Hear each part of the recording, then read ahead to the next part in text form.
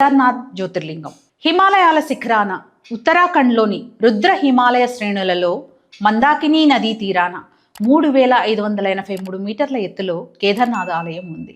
ఇది జ్యోతిర్లింగాలలో అత్యంత కఠినమైన యాత్రగా పరిగణించబడుతుంది. కురుక్షేత్ర యుద్ధం తర్వాత గోహత్య పాతకం నుంచి విముక్తి కోసం పాండవులు శివుని వెతుకుతూ హిమాలయాలకు వచ్చారు.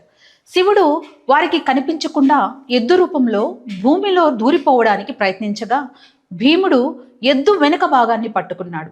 ఆ భాగం కేదార్నాథ్లో నిలిచిపోగా మిగిలిన 4 భాగాలు పంచ కేదారాలుగా వెలిశాయి. కేదార్నాథ్లోని శివలింగం త్రిభుజాకారంలో అంటే ఎద్దు యొక్క మూపురం వలె ఉండడం వెనుక ఉన్నటువంటి రహస్యం ఇదే. 2013లో సంభవించినటువంటి మహాప్రళయంలో కేదార్నాథ్ పట్టణం మొత్తం తుడిచిపెట్టుకుపోయింది. కానీ ప్రధాన ఆలయం మాత్రం చెక్కు చెదరకుండా నిలిచింది.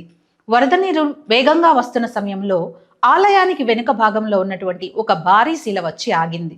ఈ రాయి వరద ప్రవాహాన్ని 2గా చీల్చి ఆలయాన్ని రక్షించింది.